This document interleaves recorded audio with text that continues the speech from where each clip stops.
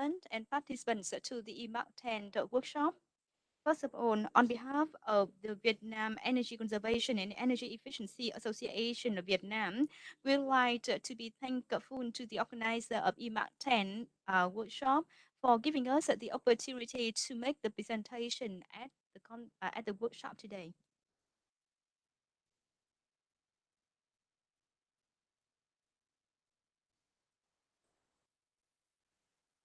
My presentation is divided into three parts. The first one goes to the current status and trends of energy use in Vietnam. The second part is on demand and potential for energy saving in Vietnam. And the last part goes to the current status of policies and law on energy conservation and efficiency in Vietnam.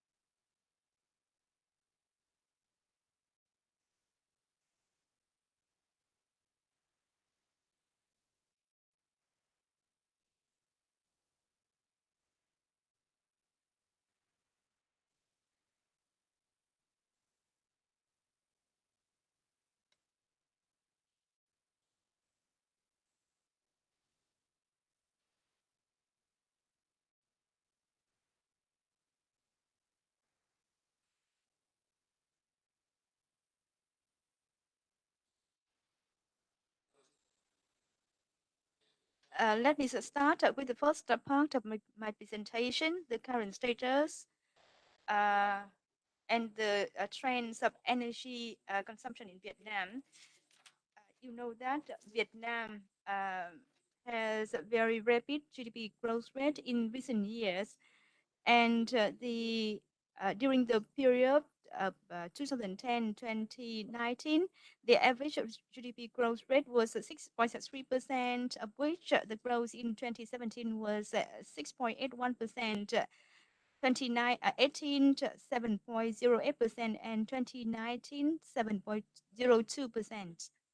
In terms of the energy demand, this increased by about 10% during the 2001 and 2010 period, and it is expected to continue to increase in this decade. From now to 2030, every 5 years, electricity demand will increase to 1.5 times. In terms of consumption structure, gasoline and oil 37%, electricity 27%, coal 20%, new energy 14%, natural gas nearly 2% and of total final energy consumption. The greenhouse gas emission from the energy sector accounted for about 63% of Vietnam's total greenhouse gas emission in 2010 and will account for about 83% and 86% respectively by 2020 and 2030. In the future, the primary energy sources will not meet the energy demand of the economy, and Vietnam has to import coal for electricity generation and will import LPG from 2023. The proportion of imported electricity in the total power supply for the entire country remains relatively stable, around 1.3 to 2% in the period 2015-2018. Regarding some of the indicators for energy in Vietnam during the 2007 and 2017, the total supply for primary energy is about 71.9 thousand TOE, and the total final energy consumption is 55.7 thousand TOE. The final energy consumption per person is 594 kilogram of oil equivalent, and electricity intensity per GDP is 996 kilowatt hour per 1,000 US dollars, and the electricity consumption per person is 1.88 kilowatt hour per person. And on this slide, you can see the imports and exports figures, we can see that both export and imports for Vietnam have increased steadily over the past 10 years. And on this slide, you can see also that Vietnam is quite high in terms of electricity intensity. Comparing to Japan, we are about 5 times higher. And comparing to the ASEAN countries, we are about more than 2 times higher. And comparing with South Korea, we are about 3.5 times higher. In terms of the forecast of energy demand for sectors, we have the scenarios for up to 2020 and 2030. We can see that there's a quite high energy demand growth rate on average during 2014, 2030, the growth rate is more than 5.7%. And the electricity consumption, the growth rate is the highest.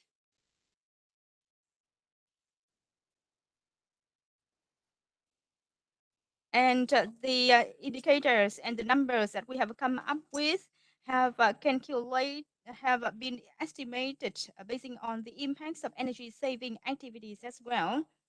And according to the forecasting results of the adjusted or revised Master Plan 7, considering the impact of energy saving activities, energy intensity will decrease each year by 0.73%,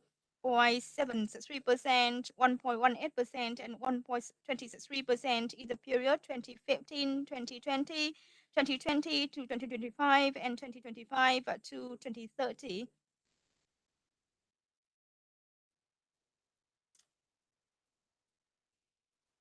So these are the figures for the reduction in the energy intensity. And if not consider the energy saving activities, the increase in energy and intensity could be 0.7%, 0.3%, and 0.2% respectively. In terms of the potential for energy saving in Vietnam, according to our current computation, the potential energy saving in industry is about 20%. The energy saving in construction, building, and transportation ranges from 25 to 35%, and in the service area and household consumption, the potential for saving is about 15 to 30%. And you can see on this slide, the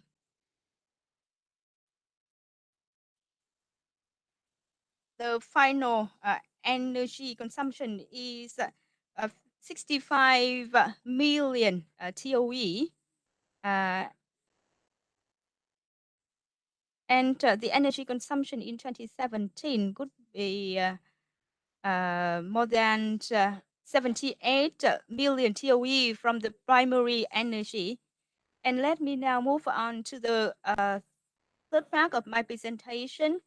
You know that the law on energy efficiency and consumption and conservation in Vietnam was introduced in 2011. So since its effectiveness, it has been more than more than 90 years in Vietnam, and the government has also issued decrees guiding implementation of the law. And so far, the legal framework for the management of energy use and energy saving in Vietnam has been quite completed, and it has been very helpful in terms of promoting the active activities and the results achieved. In addition, the government of Vietnam has issued a number of decrees, decisions.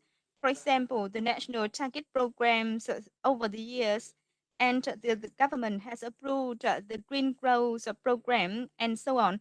All of these are to promote energy efficiency and conservation in Vietnam. And moving forward, it is to achieve the goal of sustainable energy consumption in Vietnam. And on the 1st of February 2020, the strategy of energy development of Vietnam was issued by the Politburo of Vietnam together with Resolution 55. The Resolution 55 once again affirmed that energy efficiency and conservation in Vietnam is one of the very key objectives towards a sustainable development goal.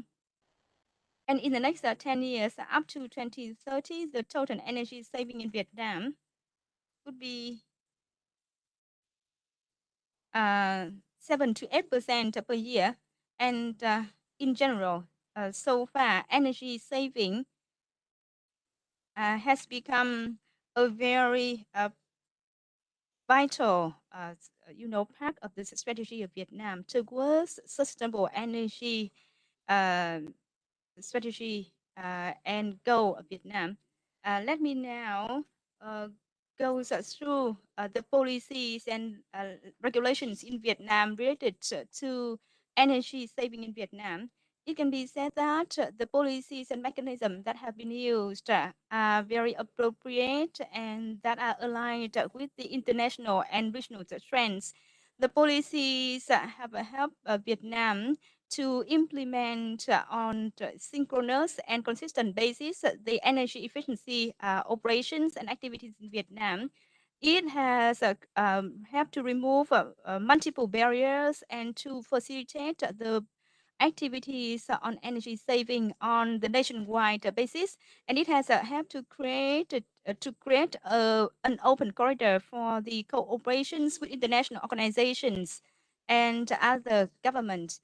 And let me now move on to some of the limitations and challenges. Actually, the implementation of the existing regulations on energy efficiency and conservation is not so strict. The awareness of the community and the enterprises is still limited. Actually, in terms of enforcement of the legal regulation on energy saving and efficiency, is not fully strict. And currently, we still lack the support mechanism provided to the enterprises so that they can replace the outdated technology with the high efficiency and energy saving technology lines. And often, the businesses have a limited access to ODA loans for energy saving projects. And actually, electricity prices and energy prices are low, and that's why it does not encourage them to invest in energy saving solutions and technologies. And there are some of the provisions that needs to be further reviewed and amended in order for them to better meet with the actual needs of the economy and the society. Regarding some of the recommendations in order to complete the legal regulations and documents in energy savings and conservation in Vietnam, for the immediate term, Vietnam needs to implement the programs and activities in order to accomplish the legal framework by way of improving the enforcement and having the penalty for violations. The policies that are not appropriate should be revised or amended. For example, regarding escrow activities and the technology measures.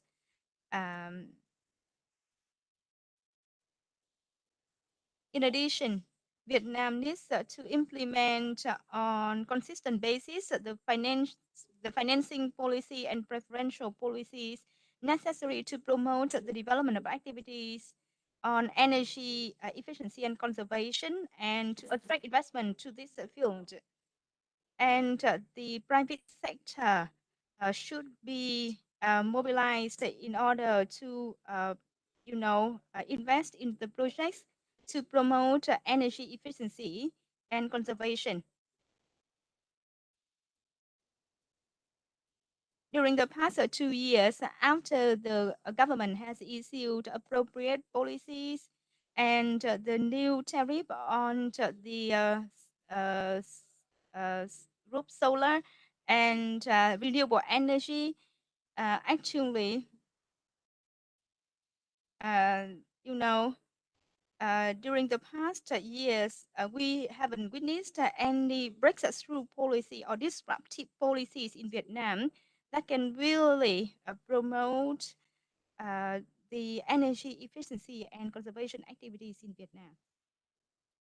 Another recommendation is uh, the role and responsibility of the ministries and government agencies should be enhanced in terms of collaboration among different ministries like MOIT, MPI, MIRD, MOC, and MOT, and between the ministries and the provinces and cities.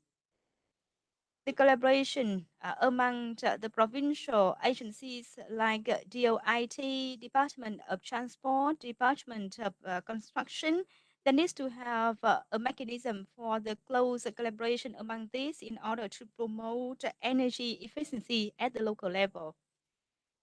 In addition, it is important to implement the VNIPS 3 on the nationwide basis, and the capacity building for both central and local level is needed. The accomplishment of the legal framework is also very important in order to enhance the enforcement and compliance of the law and the promotion of the international cooperation and seeking of the investment sources from the international organizations and the private sector is also very important. In addition,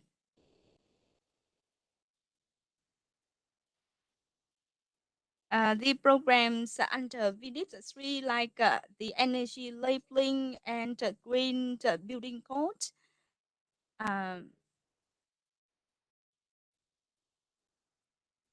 so some of the very technical aspects that are already introduced in VNIPS 3. So I have just shared with you the overview of the current status, the policy framework, and our recommendations with regard to the amendment and revision of the legal regulations in energy efficiency and conservation in Vietnam. This is that to help promote further the work and the outcome in Vietnam. Thank you.